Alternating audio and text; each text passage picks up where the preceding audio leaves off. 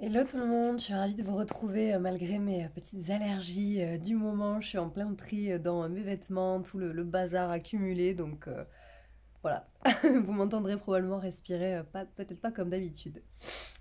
Pour cette vidéo, je voulais vous parler d'un modèle qui s'appelle le modèle des 5 corps, le modèle des 5 koshas en yoga, qui est l'une des écoles, d'accord, hein, du yoga, qui est l'une des, on va dire, des approches dans le vaste système découpé en plusieurs traditions et plusieurs manières d'incarner le yoga, qu'est le grand yoga.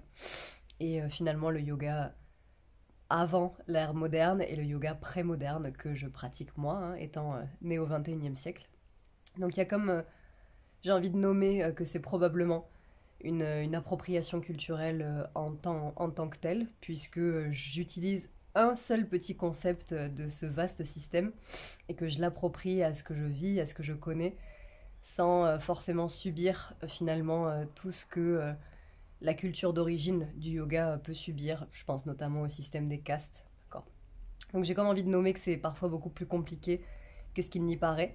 Et en conscience, je vais juste parler de ce Ananda Kosha, cette couche, on va dire, la plus profonde de ce modèle des 5 corps, des 5 koshas. Parce que ce que ça m'inspire, c'est vraiment un peu cette illusion ou ce désir illusoire de devenir authentique et devenir pleinement soi-même qu'on peut retrouver vite dans le développement personnel. Et finalement, ce que nous dit le yoga, c'est que, un peu comme si on prenait là un oignon et qu'on coupait, on enlevait toutes les couches, on pelait l'oignon, bah, ce qui reste au fond, c'est ce qu'on appelle Ananda Kosha, le corps de la béatitude, le corps de la joie finalement. Et moi, ce que ça m'inspire, ce que ça me donne envie de faire surtout, et comment je l'approprie, et comment je l'incarne moi dans mon quotidien, bah, c'est quand je dois prendre une décision, aussi énorme soit-elle en termes de conséquences, ou aussi bénigne dans le quotidien comme je trie mes fringues, et en fait laquelle je garde, ben, laquelle me donne de la joie en fait. Quand je m'imagine ou quand je me remémore des souvenirs associés à cet outil, à ce vêtement, à cet objet-là, est-ce que ça me donne de la joie? Est-ce que si j'imagine changer de boulot et reprendre des études, est-ce que ça me donne de la joie? Auquel cas, quelle étude me donne de la joie? Si j'imagine contacter un ami ou une amie pour aller faire une balade quelque part ou aller en soirée, c'est quoi qui me donne de de la, une sensation en fait de soit connue, soit nouvelle comme quelque chose d'enthousiasmant, mais qui n'est pas conçu en fonction des injonctions sociales, en fonction de ce qu'on peut appeler l'ego, d'accord, ce qui peut être nommé comme l'ego autant dans le système du yoga que dans d'autres psychologies, approches psychologiques, mais voilà cette idée qu'en fait, est-ce que mes choix, je les base sur ce que je crois être le succès, être ce qui fait de moi quelqu'un de valable, de légitime, genre est-ce qu'il faut que j'ai un petit DR, docteur en quelque chose pour être suffisamment expert ou experte en la matière pour avoir une voix? Est-ce que ça, c'est vraiment moi qui ai envie en fait d'aller jusqu'au doctorat et d'aller explorer sur tel sujet précisément et de contribuer à tel domaine? Ou est-ce que c'est parce que j'ai l'impression que sans ça, personne va m'écouter et que en fait ça parle peut-être plus de mes blessures qu'autre chose? Et il n'y a pas de jugement, hein. Enfin, il y a comme un truc de... ça veut dire moi aussi, quoi. Il y a vraiment... je me rejoins à 1000%. Si c'est quelque chose que tu peux vivre, c'est totalement en moi aussi. J'imagine, je me rends compte que c'est juste l'humanité, en fait. Vu qu'on évolue en tant qu'individu et en tant que social, en tant que corpus social, bah, elle est où la différence en fait? Elle est où la différence entre le collectif et l'individuel? Perso, je sais pas. À quel pourcentage je suis façonnée par tout ce qui m'entoure et tout ce qui m'a entourée jusqu'aujourd'hui? J'imagine c'est ça devenir adulte, se poser la question, se regarder en face de même. Mais tiens, en fait, merde, est-ce que mes choix je les fais pour moi ou est-ce que c'est juste que je suis ce qu'on m'a appris? Et auquel cas, bah, si c'est peut-être une claque un peu que je prends, bah maintenant, est-ce que je peux réajuster? Et en fait, voilà, cette idée de quand je fais ça, là, je pense au compas de tiens, c'est où j'ai envie d'aller moi? Ok, là, ça c'est la mode, ça c'est l'école, ça c'est la famille, ça c'est les parents qui m'ont élevé, ça c'est ok, bon, moi je suis où dans tout ça en fait? Et ce que nous invite ce concept-là de l'Ananda Kosha, bah, c'est moi, peut-être que ce que je suis moi vraiment, le soi avec un grand S, qui va au-delà des injonctions sociales, au-delà des normes, au-delà des croyances, bah en fait peut-être que c'est la joie.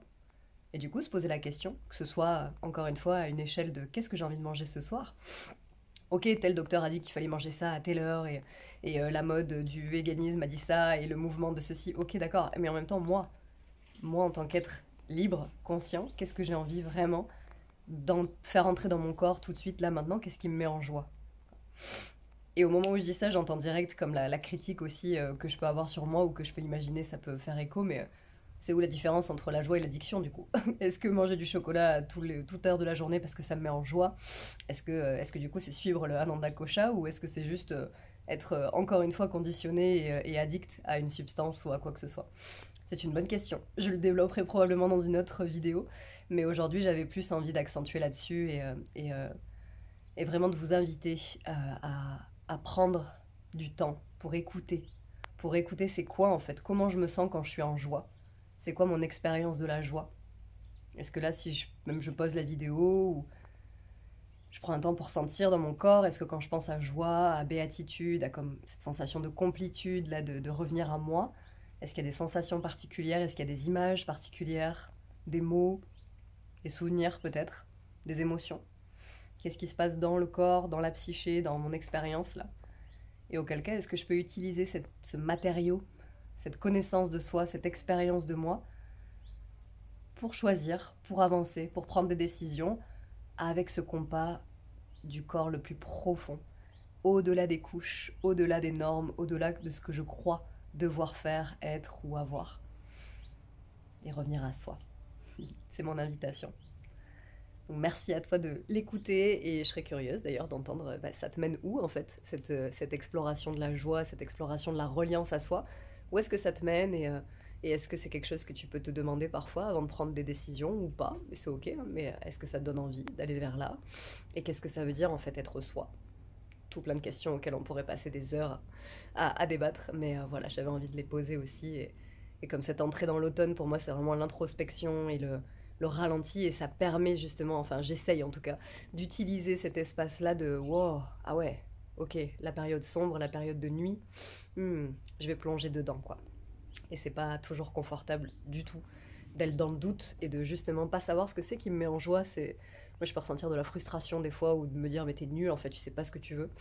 Bah j'essaie de rester avec les deux. Qu'est-ce qui me met en joie et en même temps il y a peut-être de l'inconfort aussi. Voilà. Merci à toi pour ton écoute et j'ai hâte de lire vos commentaires, de mettre des petits pouces si vous avez envie de me soutenir. Ça me donne toujours beaucoup de motivation à faire ces vidéos. Et puis je vous retrouve la semaine prochaine pour la prochaine. Salut!